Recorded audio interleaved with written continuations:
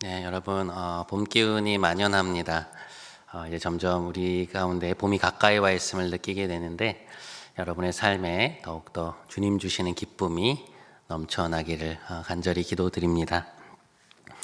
오늘 우리가 함께 읽은 말씀은 지난 시간에 살펴보았던 예수님과 유대인들의 대화의 연속선상에 있는 말씀입니다. 진리가 너희를 자유케 하리라. 죄를 범하는 자마다 죄의 종이다. 주님의 하시는 말씀들을 유대인들은 이해하지 못했습니다. 그래서 이제 계속해서 예수님께 날이선 질문들을 하고 있어요. 그들은 자신들이 오직 하나님만을 믿고 있으며 하나님의 말씀만을 따르는 자녀라고 주장했습니다. 하지만 그들에게 하시는 주님의 말씀은 통렬합니다. 요한복음 8장 43절 말씀인데요. 저희가 한번 함께 읽겠습니다. 함께 읽겠습니다. 그러면 어찌하여 내 말을 깨닫지 못하느냐?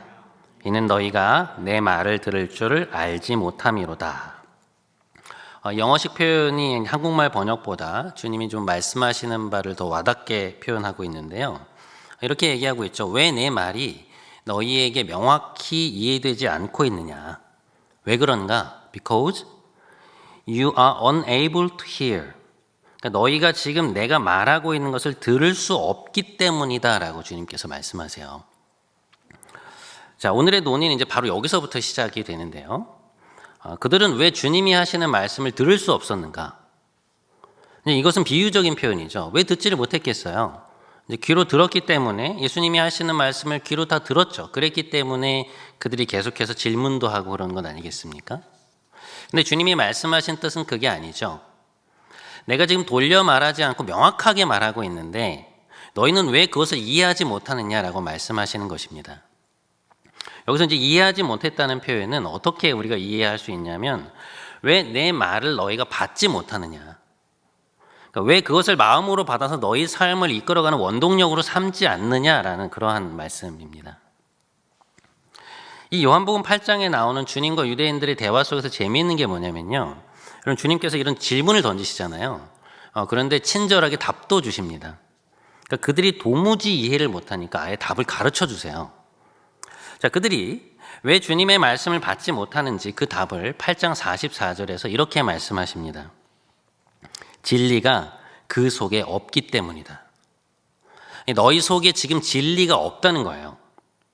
이 말씀을 조금 더 풀어보면 무슨 뜻이냐? 요한복음 8장 37절을 한번 보겠습니다. 저희가 한 목소리로 한번 함께 읽어볼까요? 시작. 내 말이 너희 안에 있을 곳이 없으므로 너희가 나를 죽이려 하는도다. 예수님과 대화하고 있었던 유대인들은 왜 주님의 말씀을 이해하지 못하고 있었을까? 왜 그 말씀을 기꺼이 받아서 삶을 살아가는 기준점으로 삼지 못하고 있었을까? 주님은 그 이유를 당신의 말씀들이 그들 안에 거할 공간이 없기 때문이라고 말씀하고 계십니다. 무슨 이야기냐? 그러니까 주님의 말씀이 그들에게 들어올 수 없도록 만드는, 그러니까 그 말씀들을 튕겨내고 차단하는 다른 것들이 이미 그들의 안에 자리를 잡고 있다는 말씀이에요. 주님의 말씀이 들어와서 우리 안에 자리를 잡고 그리고 우리에게 영향을 미쳐야 삶이 그 방향으로 변화하는데 그 말씀이 들어와서 자리 잡을 공간이 아예 없는 것이죠. 저는 주님의 이 말씀을 묵상하면서 이제 우리 삶을 좀 돌아보게 되었는데요. 여러분, 우리의 삶을 한번 생각해 보세요. 우리는 수없이 예수님의 말씀을 듣지만 그대로 살지 못할 때가 많죠.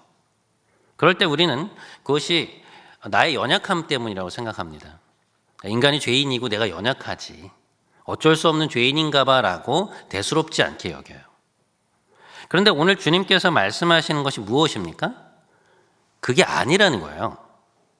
너희가 내 말을 듣고 마음에 받아들였지만 죄로 인해 연약해서 못 지킨 게 아니라는 거예요. 그럼 뭐냐? 애초에 내 말이 너희 안에 자리 잡지 못했다는 것입니다. 너희는 그 말을 듣기는 들었지만 그 말이 너희 삶에 실제로 영향을 주지 못하는 이유는 내 말이 너희 안에 없기 때문이라는 말씀이에요. 굉장히 충격적인 말씀입니다. 우리가 착각하고 있다는 거죠. 우리는 내가 말씀을 들었기 때문에 그리고 내가 말씀을 읽었기 때문에 말씀이 내 안에 있다고 생각해요. 말씀이 내 안에 있지만 내가 연약해서 그것을 못 지키는 것이라고 생각하는데 주님은 아니라고 말씀하고 계시는 것입니다. 너희 안에 이미 다른 것들이 자리를 잡고 있어서, 그러니까 내 말이 들어갈 곳이 없기 때문에, 내 말이 너희 안에 머물러 있지 않기 때문에 그 말씀이 너희의 삶을 추동하는 그런 삶이 안 나온다는 거예요. 이 필립 얀시라는 작가가 쓴 책 중에 내 안에 하나님이 없다라는 제목을 가진 책이 있는데요. 저는 오늘 우리 현실이 딱 이 책의 제목과 연결되어 있다는 생각을 하게 됩니다. 내 안에 하나님의 말씀이 없다. 자, 그러면 물어야죠. 왜 내 안에 하나님의 말씀이 자리 잡지 못하고 있는 걸까? 도대체 내 안에 무엇이 자리 잡고 있길래 주의 말씀이 머물 곳이 없는 것일까? 오늘 본문 44절에 그 힌트가 나와 있습니다. 너희는 너희 아비 마귀에게서 났으니 너희 아비의 욕심대로 너희도 행하고자 하는지라. 그는 처음부터 살인한 자요 진리가 그 속에 없으므로 진리에 서지 못하고 거짓을 말할 때마다 제 것으로 말하나니 이는 그가 거짓말쟁이요 거짓의 아비가 되었습니다. 여러분, 이 말씀을 한번 걸러서 들으셔야 돼요. 이 말씀은 당시 예수님과 대척점에 서서 주님을 죽이려고 했던, 그리고 마지막에는 급기야 예수님을 죽였던 이 지도자급 유대인들에게 하시는 말씀입니다. 하지만 앞서 우리가 던진 질문의 답에 대한 힌트를 주고 있어요. 우리가 이 말씀들 속에서 주목해야 할 단어는 거짓이라는 단어입니다. 주님은 자신과 논쟁을 벌이고 있는 이 유대인들이 마귀의 영향을 받고 있기 때문에 주님의 말씀을 아예 받지 못하고 있다라고 말씀하시는데요. 그들에게 이 엄청난 영향을 끼치고 있었던 마귀의 특징을 주님께서 한마디로 뭐라고 말씀하시냐면 거짓의 아비다라고 말씀하세요. 오늘 우리 사회에서 쓰는 용어로 바꾸어 보면 가짜 뉴스의 원조, 가짜 뉴스의 원천이라고 말할 수 있습니다. 예수님 당시 이 유대인들의 문제는 무엇이었는가? 하나님에 대해서 제대로 알지 못하고 있었어요. 하나님에 대한 인간적인 열심은 있었지만 그분에 대한 정확한 알을 가진 것이 아니었습니다. 잘못된 정보를 갖고 있는 거예요. 그래서 예수님은 이들과 말씀하시면서 계속해서 이렇게 얘기하세요. 너희가 내 아버지를 알았더라면 나를 믿었으리라. 너희가 내 아버지를 알지 못하기 때문에 나를 사랑하지 않는다. 너희가 내 아버지를 제대로 알지 못한다 계속 말씀하시거든요. 이런 면에서 볼 때 예수님께서 이 땅에 오셔서 하셨던 일은 한마디로 말해서 무엇이었느냐? 하나님이 어떤 분이신지에 대한 정확한 정보를 우리에게 주신 것입니다. 주님께서는 공생의 사역 내내 성부 하나님이 어떤 분이신지에 대한 가르침을 주셨고요. 결국 마지막에 가서는 친히 당신의 죽음을 통해서 하나님이 어떤 분이시며 하나님이 우리를 얼마나 사랑하시는지를 몸소 보여주셨습니다. 이런 면에서 볼 때 하나님을 대적하는 이 영적 실제인 마귀가 하는 일은 무엇인가? 하나님에 대한 개념을 왜곡시키는 일이에요. 잘못된 정보를 주고 우리로 그것을 믿게 함으로써 자신의 목표를 성취하는 것이죠. 거짓 정보를 주고 하나님에 대한 상을 왜곡시키는 일. 이것은 우리 인간에게 있어서 생각의 측면, 조금 더 정확히 말해서 사고의 측면과 연결이 되어 있다고 볼 수 있습니다. 자, 이게 무슨 이야기인지를 그림을 보시면 좀 더 정확히 이해하실 수 있을 거예요. 자, 화면 한번 보시죠. 자, 여러분, 이것은 인간의 존재, 인간의 자아가 어떤 요소들을 구성되어 있는가를 정리해 놓은 그림인데요. 보시는 것처럼 인간 자아의 중심에는 의지가 있어요. 의지는 영혼의 핵심입니다. 우리가 흔히 심령, 마음, 의지라고 부르는 것들은 같은 것을 지칭한다고 보시면 돼요. 이 의지의 역할은 뭐냐? 의지의 주요 역할은 무엇인가를 선택하게 만드는 거예요. 그래서 어떤 것을 선택해서, 어떤 행동을 선택해서 우리로 하여금 그것을 하게 만드는 그런 역할을 하죠. 자, 우리가 주의해서 보여야 될 것은 뭐냐면 이 그림 속에서 그런 우리의 의지에 영향을 주는 요소들이 있다는 것입니다. 이 그림이 그걸 보여주고 있는데요. 그러니까 우리의 의지에 영향을 줘서 우리의 선택에 영향을 주는 요소들은 무엇인가? 첫 번째가 사고, 두 번째가 감정, 세 번째가 몸, 네 번째가 사회적 정황입니다. 이 네 가지가 우리의 의지에 영향을 주는 핵심 요소들이에요. 자, 인간 자아에 있어서 이 의지에 영향을 주는 요소들이 존재한다고 하는 것은 굉장히 중요한데요. 우리가 이런 요소들이 존재한다는 걸 모르잖아요. 그럼 어떻게 되느냐? 계속 의지에만 압박을 주게 돼요. 무슨 얘기냐? 우리 삶이 변화되지 않는 이유를 내 의지가 약하기 때문이라고 말하게 되는 거예요. 사실 그게 아니거든요. 물론 이 요소들을 거슬러서 의지가 독립적으로 행동하기도 하지만 내가 의지를 발동시키는데, 다시 말해서 우리가 어떤 마음을 먹는데 영향을 주는 팩터들이 있다는 것입니다. 내 의지에 그동안 잘못된 영향을 주었던 이런 요소들을 하나하나 바로잡아 나갈 때 우리의 의지가 제 역할을 할 수 있게 되고, 그러면서 삶의 변화가 일어나기 시작하는 거죠. 제가 이 인간의 변화, 이 영성 훈련과 관련해서 늘 마음속에 새기고 있는 문구가 하나 있어요. 이런 것인데요. 인간의 자아는 신비가 아니다. 인간은 신비로운 존재이지만 아무 질서 없이 창조된 존재가 아니에요. 인간 자아를 구성하는 요소들이 있고요. 하나님은 성경에서 그것에 대해 말씀해 주셨습니다. 우리가 해야 될 일은 무엇인가? 그 단서들을 주의 깊게 찾고 성경이 제시하는 그 길을 따라가는 거예요. 그러면 우리는 혁신적인 자유에 이를 수 있습니다. 오늘 이 시간이 성령께서 그것을 여러분에게 열어주시는 그런 놀라운 내적 조명의 시간이 되기를 간절히 기도합니다. 자, 제가 이 시간 다루어 보고자 하는 부분은 우리의 의지에 영향을 주는 큰 요소 중에서 우리의 생각, 그 사고에 대한 부분인데요. 우리의 생각을 구성하는 요소들 중에서 우리가 제일 중요하게 여겨야 될 두 가지는 무엇인가? 하나는 개념과 또 하나는 이미지입니다.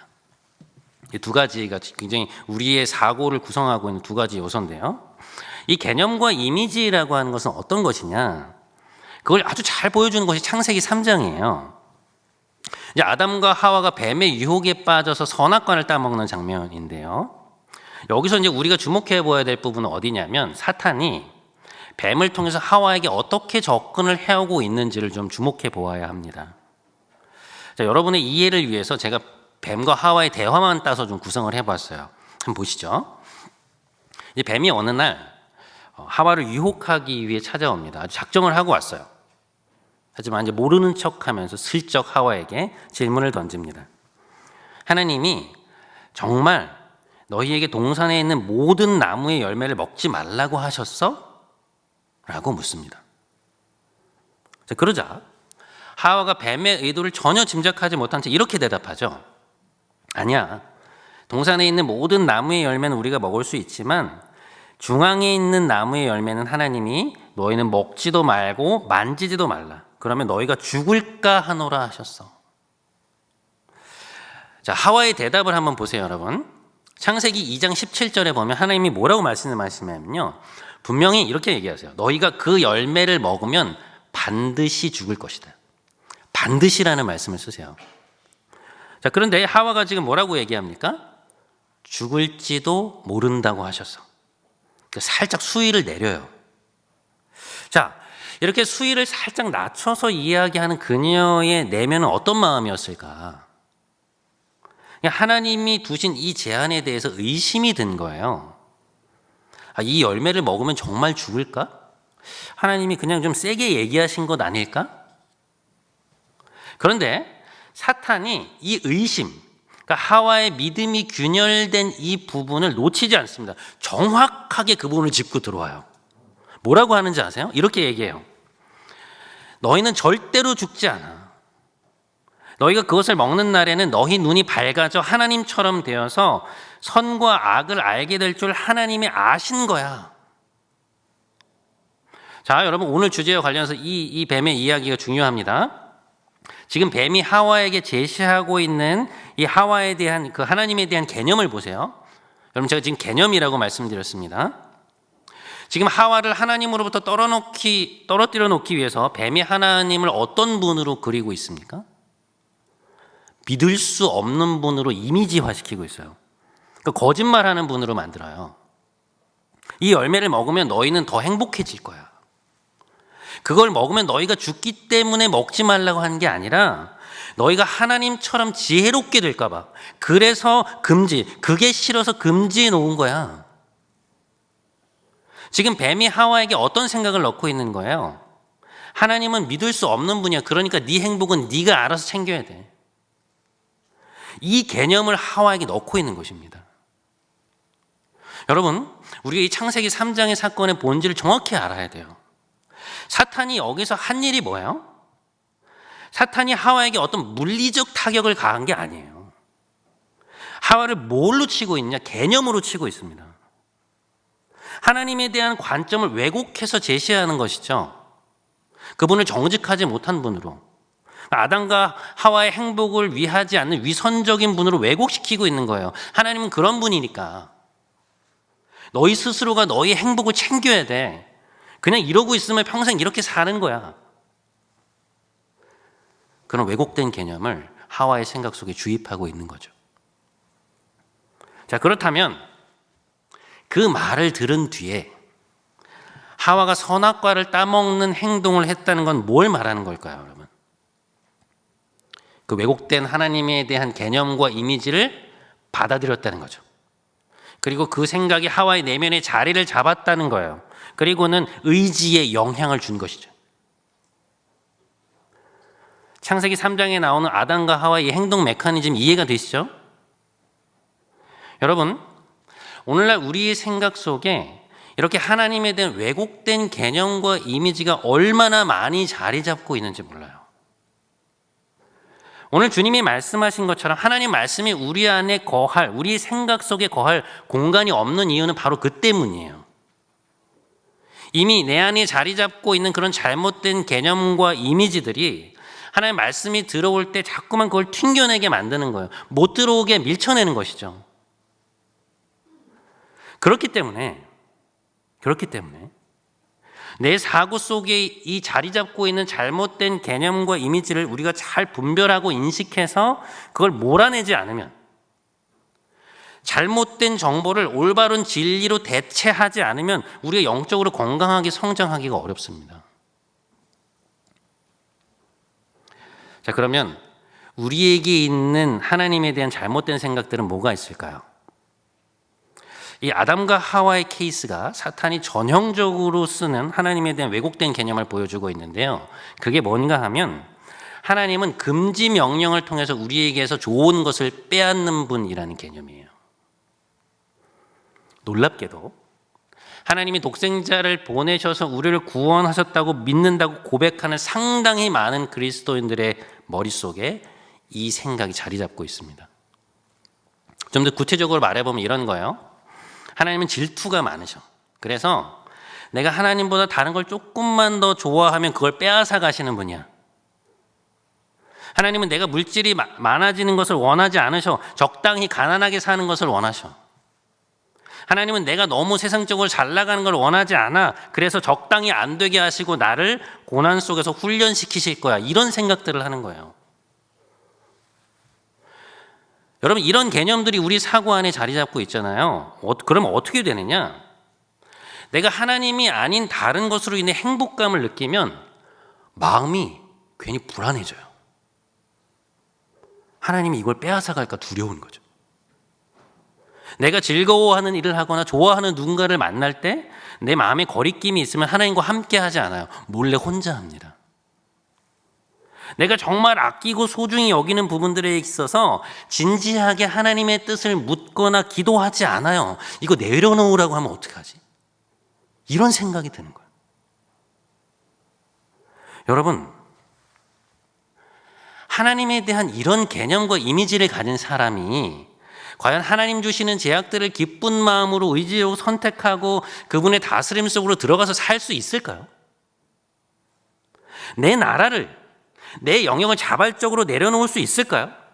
하나님 나라 안에서의 어떤 풍성한 삶을 기대하게 될까요? 불가능합니다. 의지가 작동이 안 되는 거예요. 그 방향으로. 우리 안에 자리 잡은 이건 왜곡된 사고가 그리스도인들에게 얼마나 심각한 영향을 주는지 몰라요. 20세기에 복음주의권의 리더라고 불렸던 존 스토트 목사님이라는 분이 계시는데요. 그분이 자신의 유명한 로마서 주석에서 이런 얘기를 해요. 하나님은 세디스트가 아니시다. 여러분, 세디스트가 어떤 사람이에요? 사전적 용어로 보면 다른 사람에게 고통을 가함으로써 즐거움을 얻는 사람이에요. 그게 정신적인 것이든 육체적인 것이든. 굉장히 센 용어를 썼어요. 그만큼 우리 사고 안에 얼마나 하나님에 대한 심각하게 왜곡된 개념이 들어와 자리를 잡고 있어서 그것이 우리의 삶과 영혼을 피폐하게 하고 망가뜨리고 있는지를 이분이 예리하게 인식하고 있는 거예요. A.W. 토저라는 분이 있는데요. 이분이 왜곡된 하나님 이미지에 대해서 이렇게 얘기를 해요. 내 생각에 현재 20세기 중반에 퍼져 있는 기독교의 하나님 개념은 너무 천박해서 지존하신 하나님의 위엄에 턱없이 못 미칠 뿐 아니라 사실 믿는다고 말하는 신자들을 일종의 도덕적 재난에 빠뜨릴 정도다. 그리스도인들의 사고 속에 자리 잡고 있는 하나님에 대한 관점이 너무 왜곡되어 있어서요. 신앙생활의 어떤 기준이 될 만한 것들이 전무하다는 거예요. 그러니까 하나님에 대한 그런 이미지를 그 머릿속에 갖고 있어서는 그분의 명령 중 그 어떤 것도 제대로 순종할 수 없다는 것이죠. 여러분 한번 생각해 보세요. 그렇지 않겠어요? 하나님이 나의 진정한 행복을 바라는 분이라는 생각이 안 드는데 그분의 말씀이 신뢰가 되겠습니까? 그걸 애써 마음에 품으려 하고 반드시 지키려고 하겠어요? 의지가 작동이 안 되는 게 당연한 거예요. 마음이 안 먹어지는 것이죠. 주님의 말씀을 품고 지키기로. 그 방향으로 의지가 작동이 안 되는 거예요. 여러분, 그게 다 이유가 있는 것입니다. 그냥 안 되는 게 아니에요. 자, 그럼 우리의 질문은 이거죠.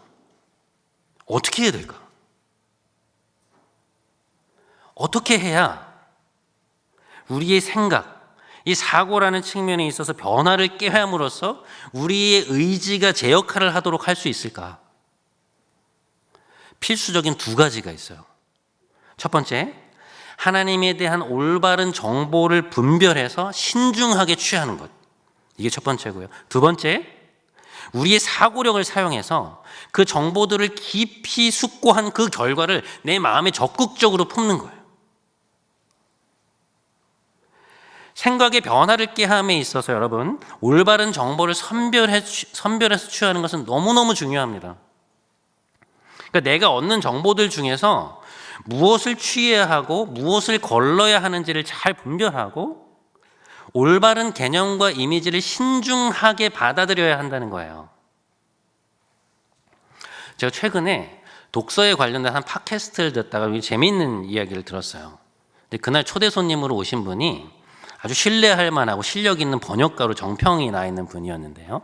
자신의 쓰신 책들도 있고요. 그런데 이분이 고전에 대한 이야기를 하시다가 곁가지로 이제 이런 말을 하시는 거예요. 요즘 작가들 중에 어떤 인간의 본질에 대한 치열한 고민 속에서 글을 쓰는 게 아니라 다분히 상업적인 목적만을 가지고 글을 쓰는 작가들이 많다는 거예요. 그러니까 자신의 글이 독자의 삶에 끼칠 영향은 전혀 생각하지 않고 그저 돈을 벌기 위해 얄팍한 흥미와 자극을 불러일으키는 글들, 이 독자들의 입맛에만 맞춘 그런 글을 쓰는 작가들이 있다는 거죠. 그러면서 하는 이야기가 뭔가 하면 이분이 그런 이야기들이 가지고 있는 독이 있다는 거예요. 음식으로 비유해 보자면 아주 자극적이고 맛은 있지만 몸에는 아주 해로운 음식들이 있는데 글을 읽을 때에도 그런 것들이 무엇인지를 잘 분별해서 섭취해야 한다는 그런 이야기를 그날 하시더라고요. 저는 오늘 말씀을 준비하다가 그 이야기가 오늘 주제와 아주 밀접한 관련이 있다는 생각을 하게 됐어요. 여러분이 일상에서 보고 듣고 읽는 것들을 통해서 어떤 개념과 이미지들이 여러분의 생각 속에 자리 잡는다는 그런 생각 해본 적 있으세요? 그러니까 지금 나는 어떤 것들을 보고 듣고 읽고 있는지, 그리고 그것들이 내 생각에 어떤 영향을 미치고 있는지 인식하고 계신가요? 그 분석을 하셔야 돼요. 그래야 내가 취해야 할 정보와 걸러야 할 정보가 분별이 돼요. 지난번에 제가 차를 타면 시동을 켜기 전에 제 음악 폴더에 들어가서 CCM을 항상 먼저 튼다는 말씀을 드린 적 있죠. 사실 저도 가요 좋아해요. 좋아하는 뮤지션들도 있습니다. 다만 제가 CCM을 주로 선별해서 듣는 이유는 뭔가 하면 그것이 하나님에 대한 사고를 바탕으로 만들어진 곡이기 때문에, 그래서 전반적으로 가요보다 저에게 하나님에 대한 올바른 개념과 이미지를 제공해 주기 때문에 그래요. 자, 여러분 화면을 한번 보시겠어요? 자, 이 노래는 지금 뮤직비디오가 유튜브 상에서 5억 7천만 뷰를 기록하고 있는 우리나라의 어떤 대표적인 걸그룹의 메가 히트곡 중에 하나입니다. 제가 가사 중에 일부를 뽑아봤어요. 이 가사를 보시면 이 노래 속에서 우리에게 전달되는 개념이 보여요. 자, 일단 이 노래 속에 담겨진 정황을 보면 사랑하던 사람과 결별의 위기에 있다는 걸 알 수 있어요. 아마 상대방이 헤어지자고 한 것 같아요. 뭘 보고 알 수 있냐면 중간에 보시면 들리지 않아 what you say, 내 멋대로 사랑을 끝낼 순 없어, 나를 불쌍해하는 내가 내 눈엔 더 불쌍해, 이런 가사들을 보면 알 수 있어요. 문제는 뭐냐? 나는 헤어질 준비가 안 돼 있었던 거예요. 마음이 너무 아파요. 그래서 막 그 아픔 때문에 막 너무너무 괴로워하다가 그 괴로워하는 과정 속에서 뭔가를 깨닫는 거죠. 그게 뭐냐? 이 아픔 자체가 의미가 있다는 거예요. 무슨 의미냐? 이 아프다는 감정은 내가 살아있다는 것. 다시 말해서 나라는 존재가 지금 이 세상에 살아있다는 것을 확인시켜주는 하나의 표지가 된다는 거예요. 그러면서 말하죠. 네가 떠나가도 나는 사랑을 계속해서 찾을 거고 사랑을 계속 할 거야. 왜냐하면 궁극적으로 너의 존재가 중요한 것이 아니라 나의 존재를 확인시켜주는 이 사랑 자체가 나는 중요하니까. 그래서 뭐라고 얘기합니까? 이 아픔 없이 난 아무 의미가 없어. 모두 떠나가고 내 눈물이 무뎌지고 아프고 또 아파도 We're still looking for love. We're the love seekers. 나는 계속해서 사랑을 찾을 거라는 거예요. 여러분, 이 노래가 우리에게 전달하는 개념은 무엇입니까? 거의 나르시즘적인 나 자신에 대한 사랑이에요. 그걸 극단으로 밀고 가서 나는 너를 사랑하는 게 아니라 사랑 자체를 사랑한다고 말해요. 왜냐? 이 사랑이라는 행위를 통해서 느껴지는 감정들이 나를 살아있다고 증거해 주기 때문에, 사랑이라는 것을 통해서 내 존재의 의미를 찾겠다는 거죠. 그것이 이 노래 속에 담겨져 있는 세계관이자 우리가 이 노래를 계속해서 듣게 될 때 우리에게 전달되는 개념이에요. 자, 다음 화면 한번 넘겨주시죠. 이건 뭐냐면 제가 요새 듣는 찬양입니다. 주가 일하시네라는 곡이에요. 여러분 앞에 곡하고 가사를 비교해 보세요. 가사도 단순하고요. 곡을 들어보시면 알겠지만 분위기가 훨씬 단조로워요. 하지만 우리에게 전달되는 메시지는 훨씬 영감이 있습니다.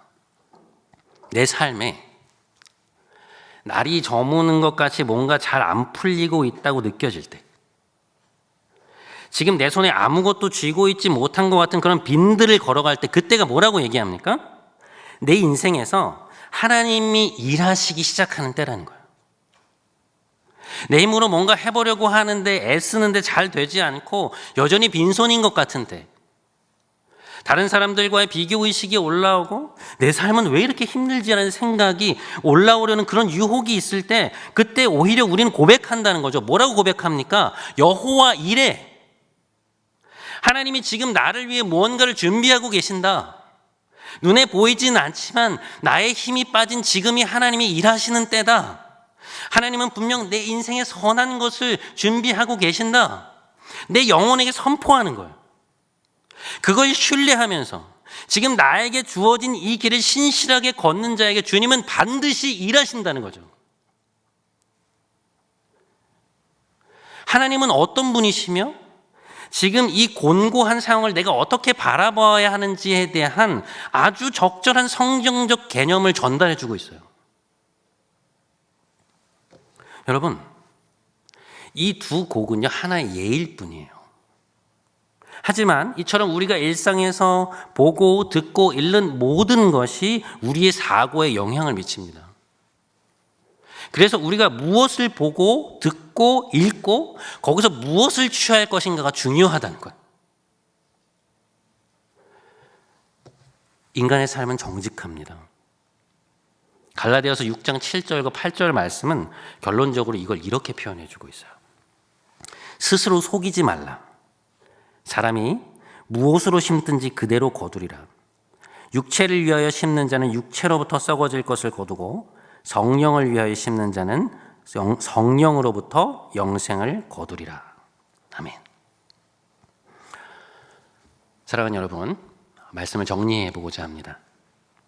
하나님은 오늘도 우리에게 계속해서 말씀을 통해, 찬양을 통해, 하나님의 사람들을 통해서 하나님에 대한 풍성하고도 올바른 정보를 주고 계세요.